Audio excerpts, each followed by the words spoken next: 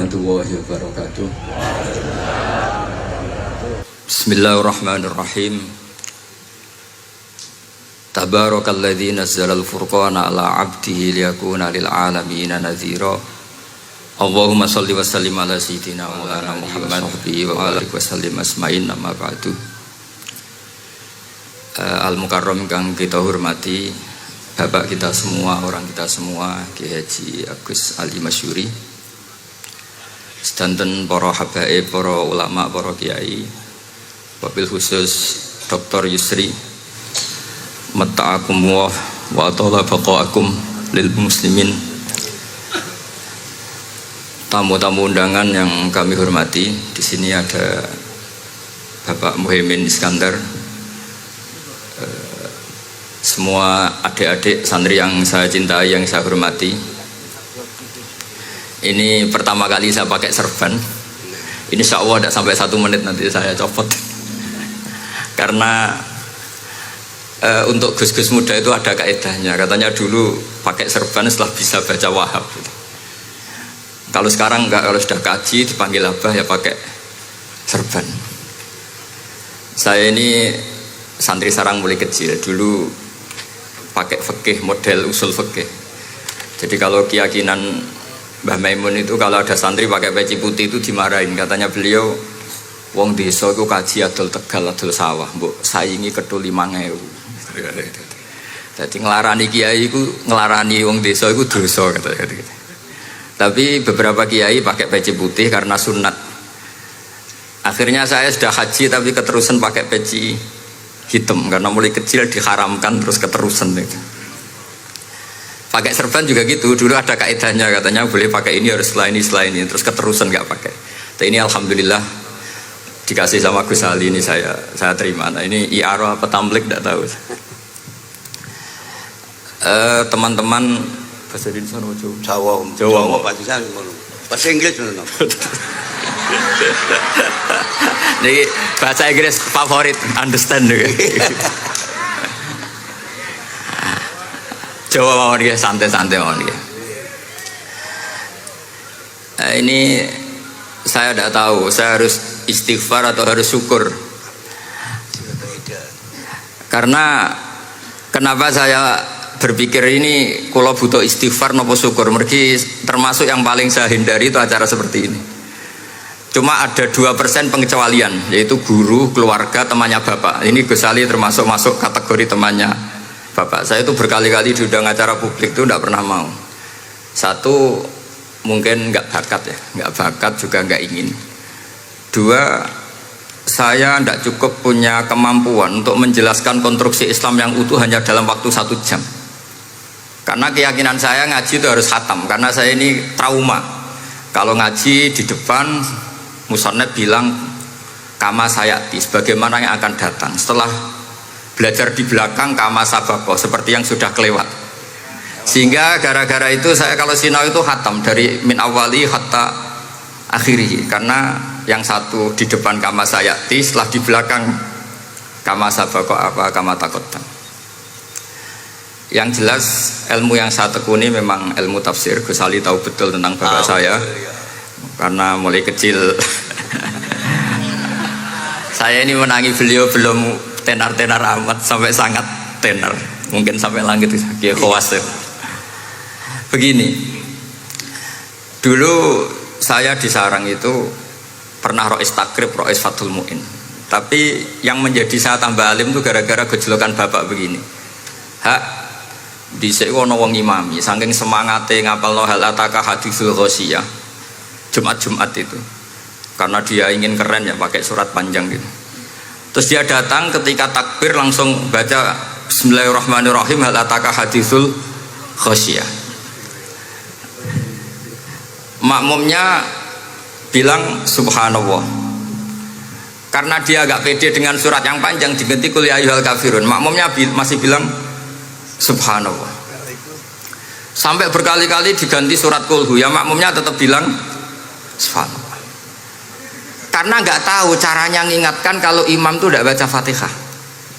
Karena ada satu cara, yaitu kon ngelingno ngangge napa subhanallah. Akhirnya wonten makmum sing nekat Orang maca Fatihah.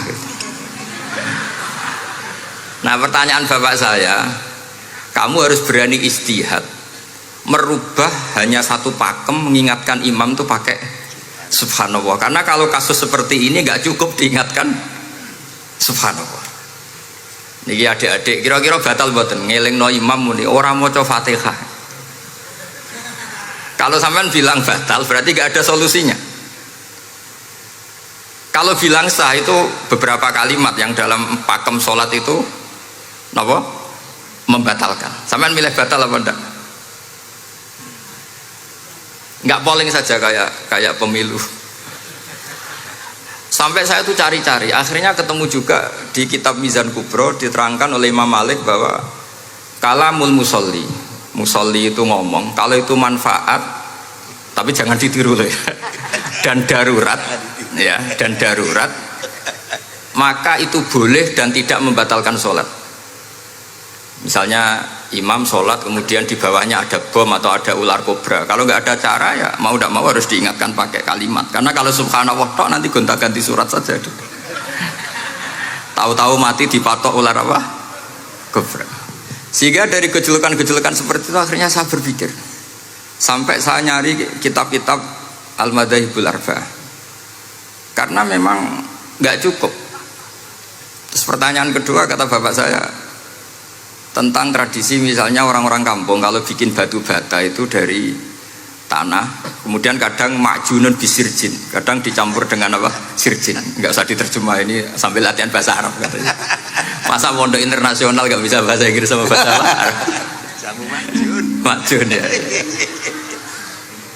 Ternyata mazhab Syafi'iyahnya membolehkan atau nganggap alatut tohara itu dua, alma wa turab. Tapi ternyata dalam mazhab Hanafi termasuk alatut tathir atau alatut tohara itu annar, yaitu api. Alasan Abu Hanifah, orang mukmin yang banyak dosanya itu untuk masuk surga itu disucikan dulu di neraka. Artinya annar itu al-mutahhirah. Nar itu gunanya mensucikan. Sehingga batu bata karena sudah mengalami proses dibakar maka berarti suci meskipun makjunun bisirjin. Ya tapi jangan pakai tayamum, pakai apa? Nah, jadi kalau anda mandi junub atau nggak punya wudhu, kalau nggak ada turab sama apa? Air, ada solusinya yaitu wudhu pakai nar. Tapi itu jelas haram itu kalau itu, karena nggak mungkin nggak ada turab, itu nggak mungkin. Sehingga ini penting, gejolokan-gejolokan para ulama, para guru ini penting. Karena ternyata para nabi itu menjadi pinter, itu ya karena digojlok pangeran. Saya punya sekian contoh di kitab-kitab para wali. Ketika datang malakul mauti ke Nabi Ibrahim dan akan mengambil nyawanya, itu Nabi Ibrahim tangklet, kowe sapa? Aku malaikat. Ono apa? Ditugasno pangeran mencabut nyawa Anda. Terus kata Nabi Ibrahim, apa kamu tahu saya ini siapa? Ya tahu, Anda Khalilur Rahman, kamu kekasih Allah. Terus kata Nabi Ibrahim, hal ra'aita habiban yumitu habibah, masa ada kekasih membunuh yang dikasih? Pasti Anda salah. Ya karena malaikat nggak pernah ngaji di sini, di progresif ini, dia tidak bisa jawab. Akhirnya niki kalau pamit, niki kalau sembuh niki cekap, niki cekap, bingung, betul kulino nih bingung nih.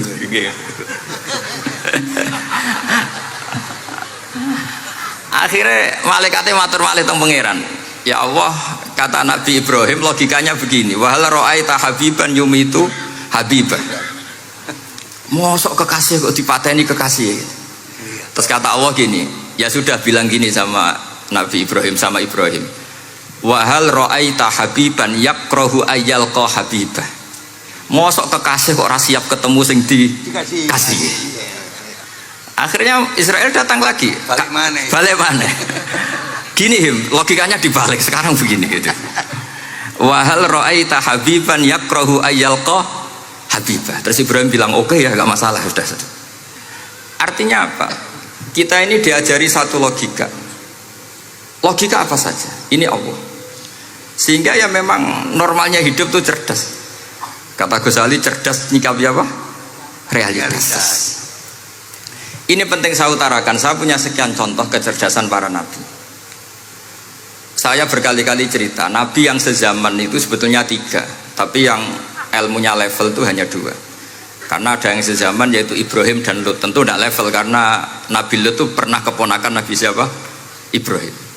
Kedua Nabi Musa dan Nabi Harun. Tapi ini juga agak level karena Nabi Harun jadinya Nabi itu karena proposal Nabi Musa. Jadi proposal mulai dulu ya ada.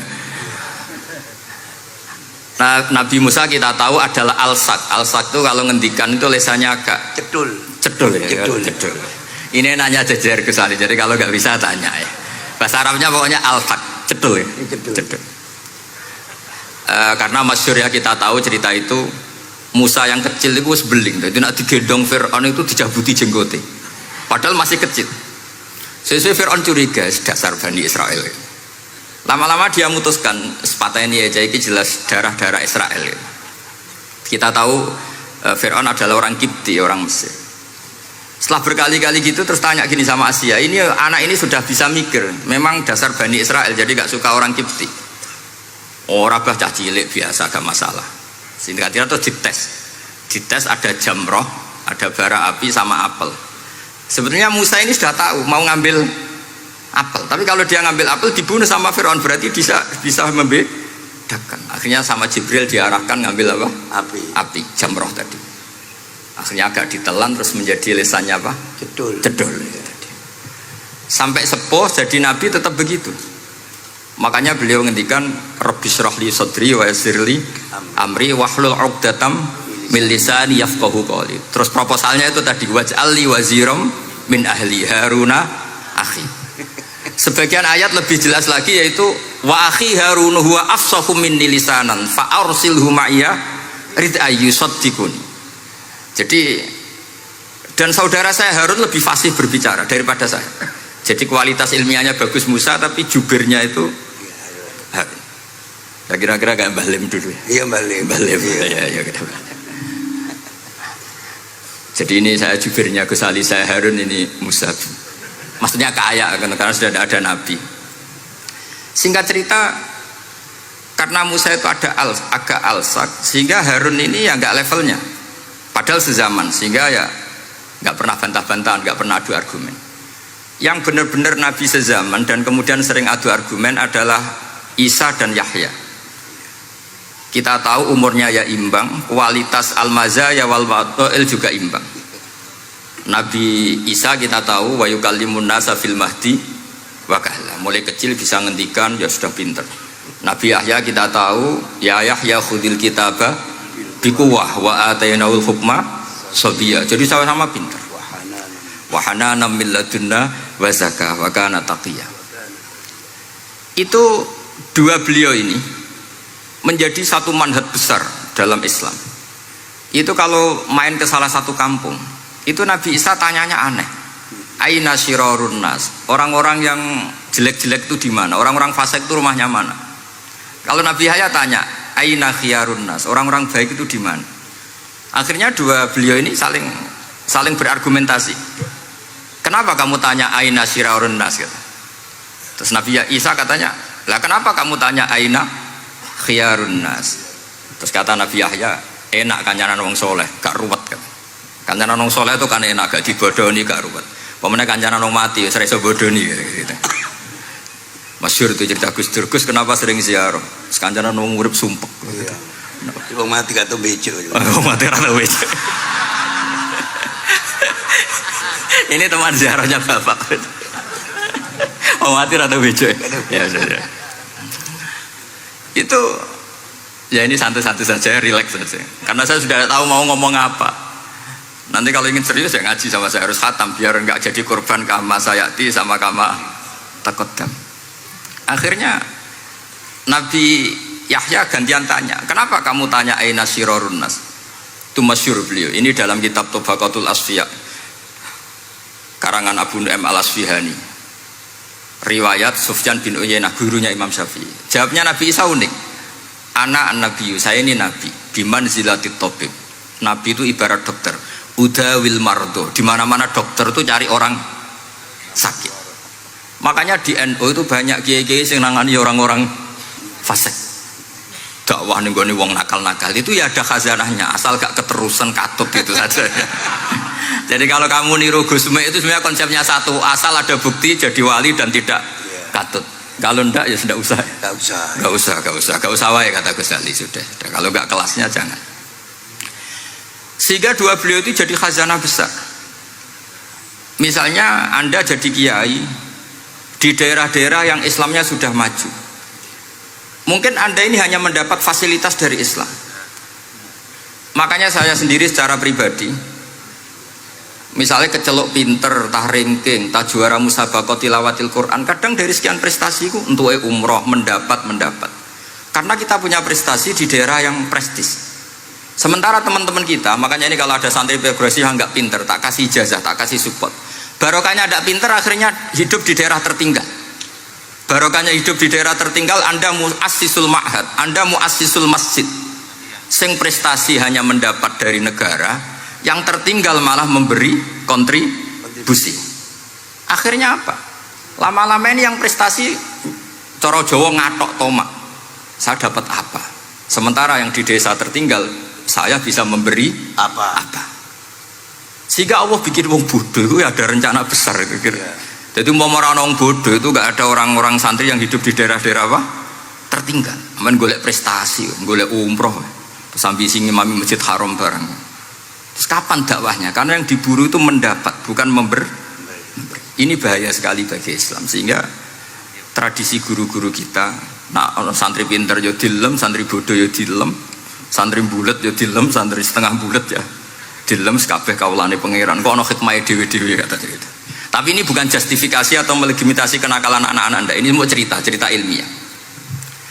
Kemudian ada perdebatan lagi.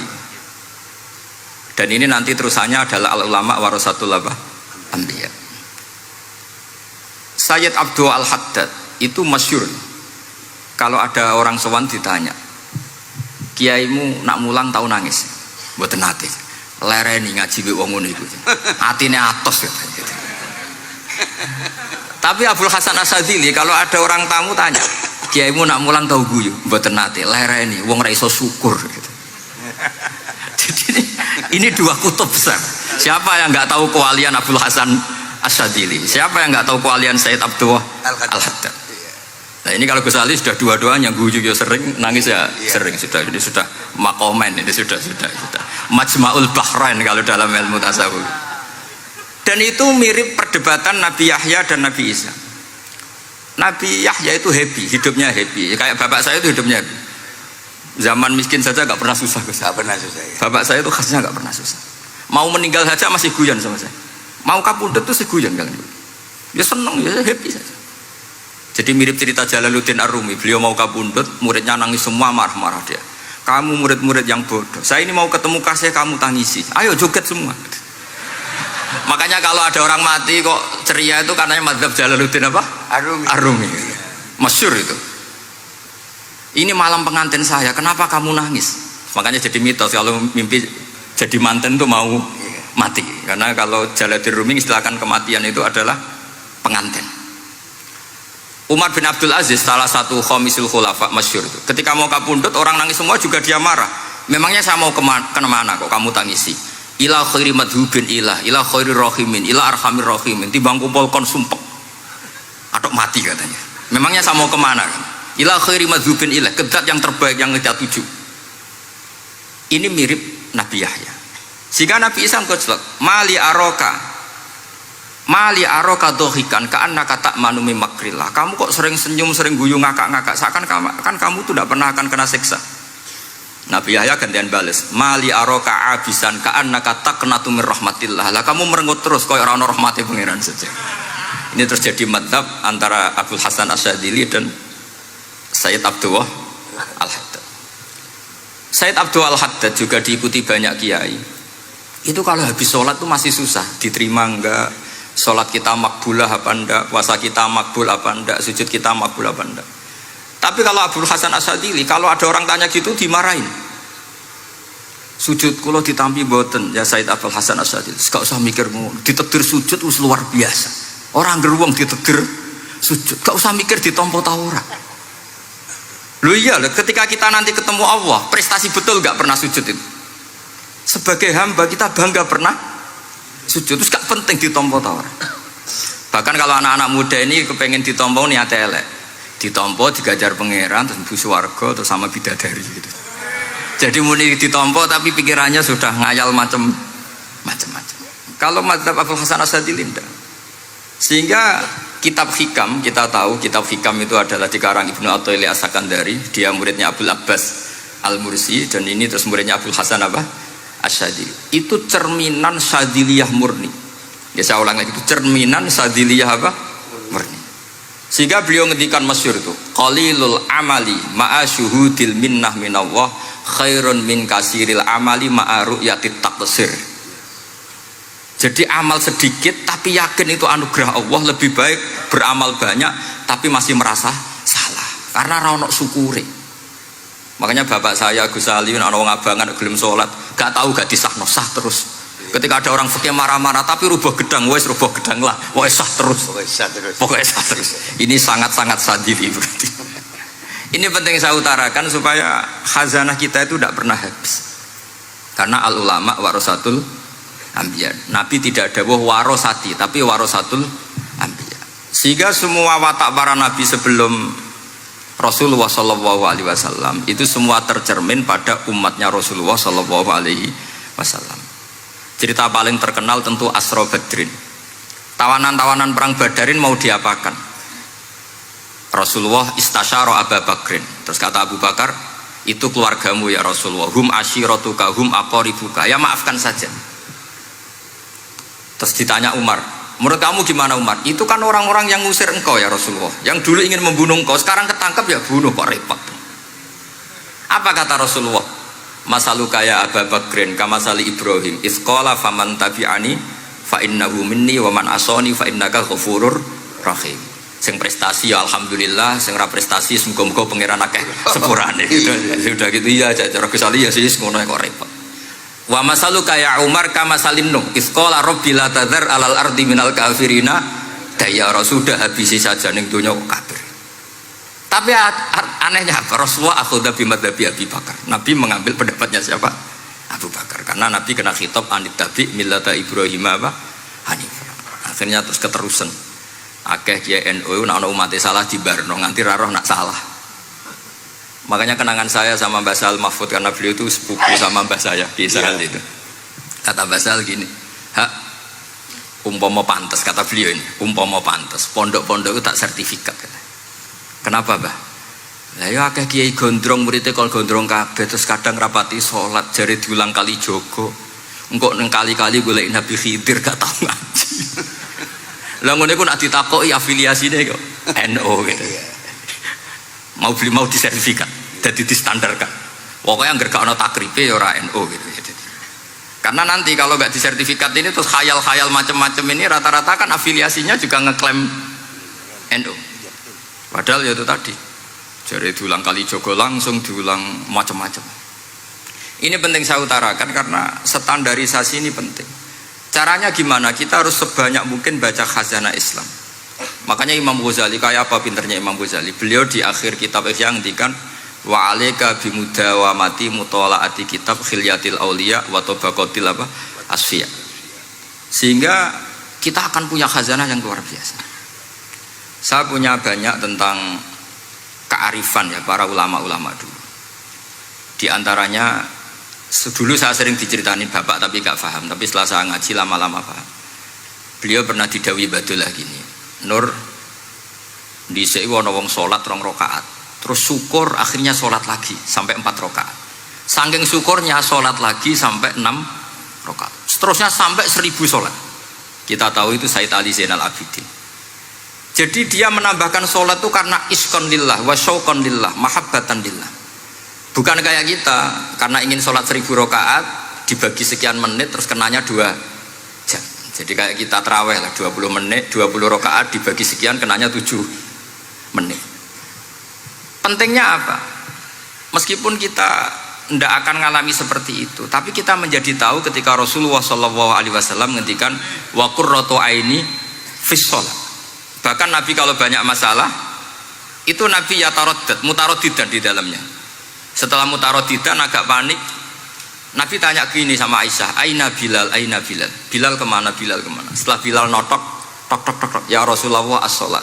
Arifna ya Bilal, arifna ya Bilal. Saya kasih istirahat ya Bilal, saya kasih istirahat. Karena roh dunya, roh politik, roh kebudayaan, roh dulur bulet kabeh. Sing ra bulet mok sitok hubungan ambek Allah Subhanahu wa taala. Maka disebut as-sholat rohatul mukmin. Apa yang terjadi? Ashabu Rasulillah ketika Sayyidina Umar ditusuk oleh Abu Lulu al-Majusi, tentu pakai kira-kira ya panah yang kayak pancing. Jadi kalau sudah dimasukkan kadu cabut itu sakitnya minta ampun. Apa kata Umar? Nanti cabut ketika saya sholat. Karena sekali sholat dan setelah itu dicabut nggak terasa. Ya, kalau sholat kita ada nyamuk ya sudah. Ini penting saya ceritakan, sampai ada wali ditawarin Allah, silahkan masuk surga, tanya ya Allah di surga ada sholat enggak? Kalau tidak ada sholat enggak lah katanya. Karena dia nggak bisa membayangkan nikmat tanpa sholat. Sehingga penting sekali kekaguman ini. Ketika Sayyidina Umar wafat, di antara yang pertama ditanyakan adalah yang bunuh saya siapa? Itu Hulamul Mughirah, Abu Lulu al-Majusi. Beliau spontan langsung ngendikan gini, Alhamdulillah alladzi ja'ala maniyati biyadi rajulin lam yasjud laka sajdatan tuhajuni biha yaumal qiyamah. Matur nuwun Gusti, saya dibunuh oleh orang yang enggak pernah sujud. Kalau saja dia pernah sujud, saya tidak berani maksudkan dia. Jangan-jangan sujud itu engkau terima kemudian dia min ahlil jannah. Kayak apa pentingnya kenangan sujud? Rasulullah juga pernah ngendikan, nanti kalau dunia sudah ruwet, as-sajdatul wahidatu khairun minad dunya wa ma fiha. Satu sujud lebih baik ketimbang dunia seisinya. Karena itu kelayakan kita sebagai hamba. Makanya Abu Hasan Asadili ngendikan, sudahlah kafal amilina jazaan an radhiyakalaka ahlan. Sudah ditakdir ngamal sudah harus syukur. Kok mikir ditompo ta ora usah, gak penting. Itu madzhab Abu Hasan apa? Asyadili. Dan itu ditiru para kiai-kiai kita. Madzhab Said Abdul Haddad juga ditiru kiai-kiai kita. Sehingga sedekah Rasulullah ketika ngendikan al ulama warasatul anbiya. Ini penting saya utarakan karena khazanah kita biar tetap kaya. Makanya masyhur dalam Manaqibul Ghazali kita tahu Imam Ghazali itu orang yang luar biasa, pengarang Ihya. Saya punya banyak karangan beliau, Al-Arba'in Al-Usul. Tapi yang paling saya cintai tentu Ihya, kitab Mustasfa, kitab Qawaid Fikih itu Usulul Fikih. Manaqibul Ghazali adalah Rasulullah pernah jejer Nabi Musa, terus Rasulullah ngendikan ulama ummati ka anbiya'i Bani Israel. Terus kata Nabi Musa, yang benar saja, masa ulama kok kapasitasnya kayak Nabi, apapun hebatnya itu nggak mungkin lah kapasitasnya kayak Nabi. Terus kata Rasulullah, ya sudah buktikan saja. Terus dipanggillah Imam Ghazali. Ketika dipanggil, ini katanya Ghazali katanya. Ditanya sama Nabi Musa, siapa namamu? Ana Muhammad bin Muhammad al-Ghazali at-Tusi asy-Syafi'i. Mau jawabnya panjang. Terus kata Nabi Musa, kecangkeman gitu, cara orang Jawa itu kecangkeman, ditakoki jeneng kok jawabnya kakean ya. Terus kata Imam Ghazali, ya lumayan saya. Jenengan ditanya Allah sing ya'lamu sirra wa akhfa saja jawabnya kelebihan gitu. Apa itu kata Nabi Musa? Wa ma tilka bi yaminika ya Musa. Qala ya asaya atawakkau 'alaiha wa ahusyu biha 'ala ghanami wa liya fiha ma'aribu ukhra. Jadi Nabi Musa ditanya, sing mbok gawa iku apa ta? Ini tongkat saya, tak pakai ini, tak pakai ini, tak pakai ini. Jadi masih banyak kelebihan jenengan di bawah saya.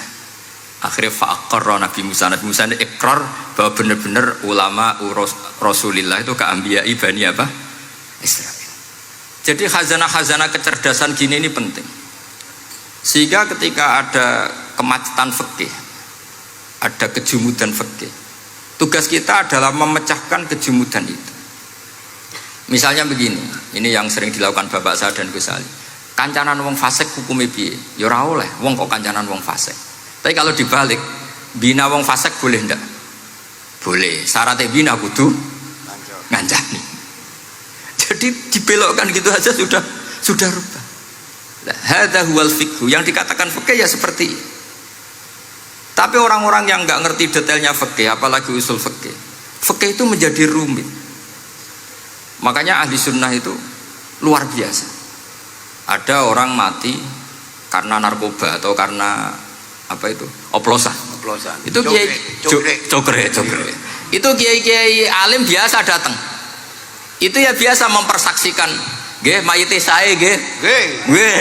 Padahal orang itu nggak percaya ini orang mati cokre kok apa? Sae. Padahal dia di kiainya bilang gini, wis sae saiki wis iso nakal katanya.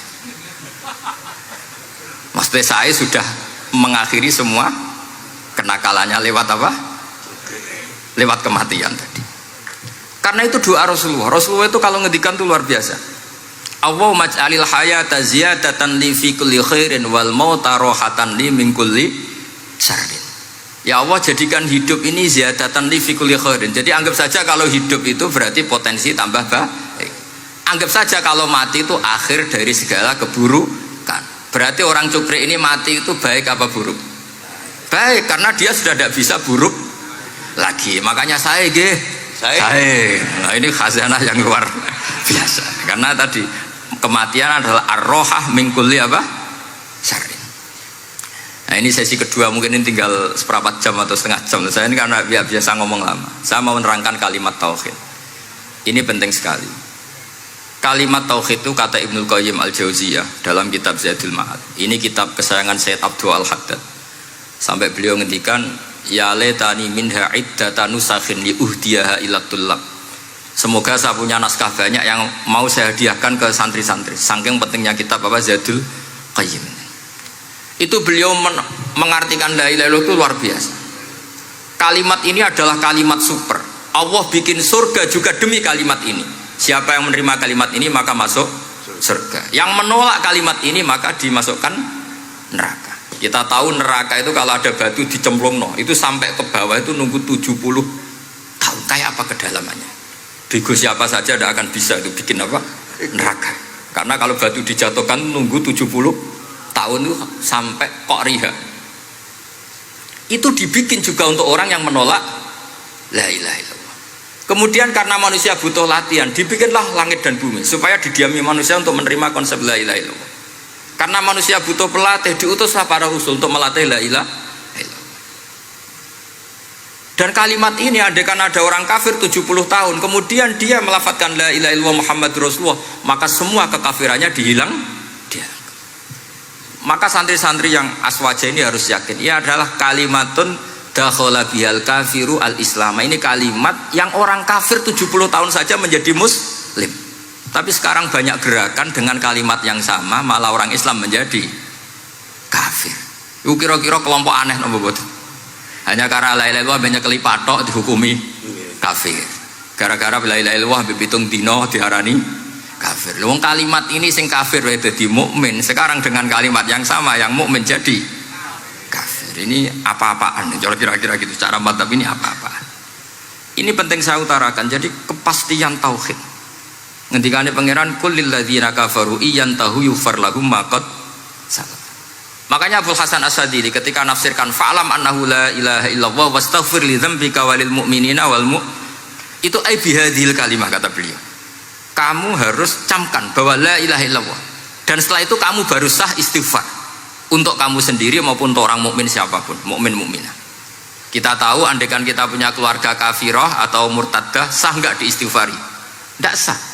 Tapi sefasik apapun asal dia min ahli tauhid maka sah diistighfari karena fa'lam annahu la ilaha illallah wastaghfir lidzambika walil mu'minin. Jadi sahnya mengistighfarkan orang lain hanya dengan satu syarat, yaitu dia min ahli la ilaha illallah Muhammadur Rasulullah.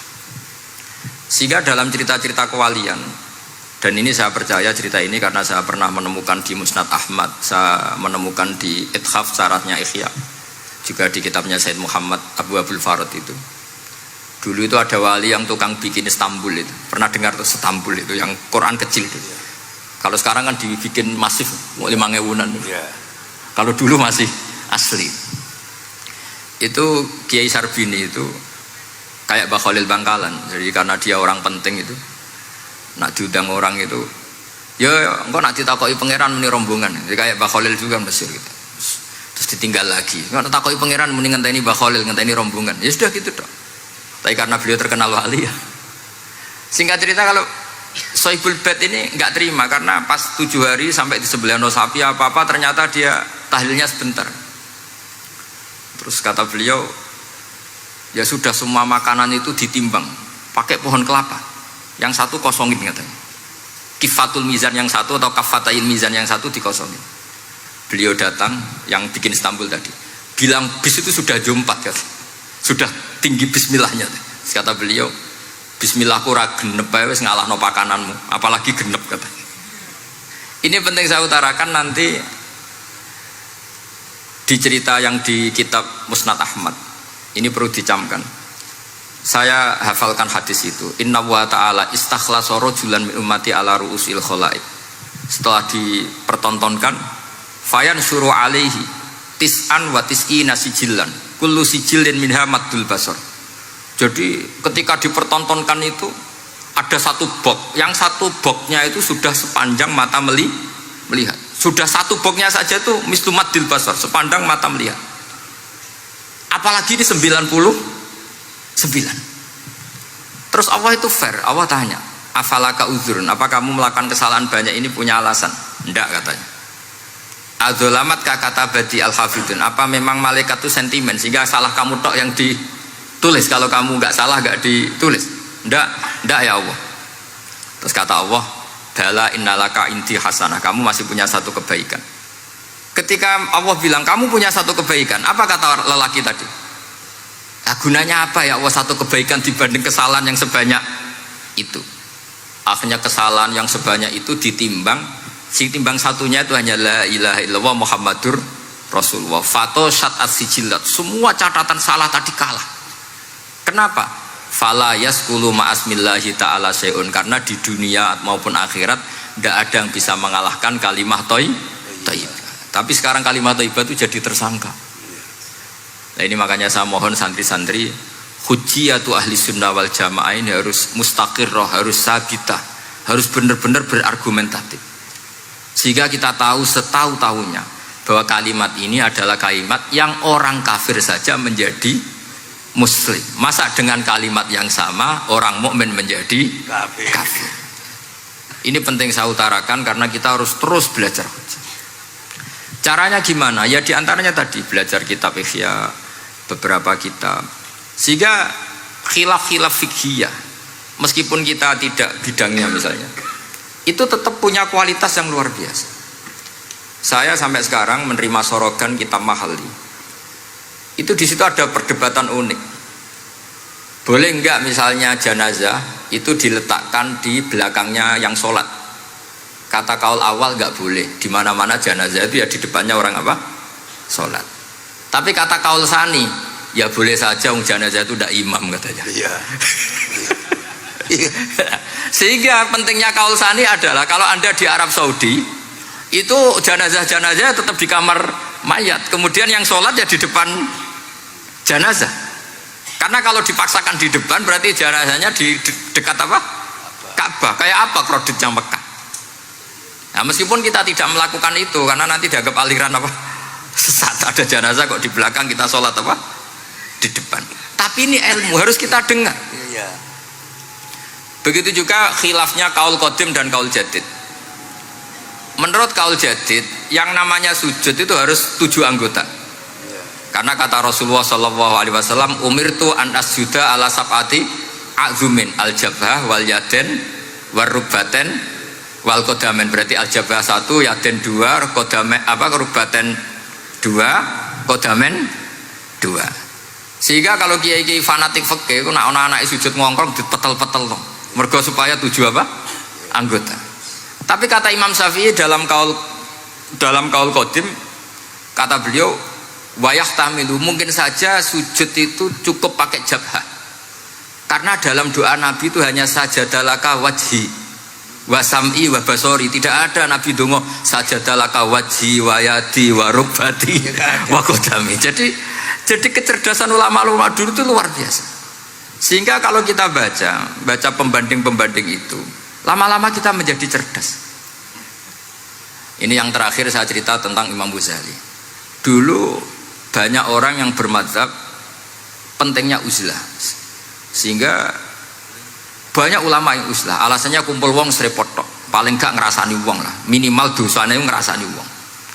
Singkat cerita banyak ulama yang uzlah Kemudian umat ini dipimpin aliran-aliran sesat.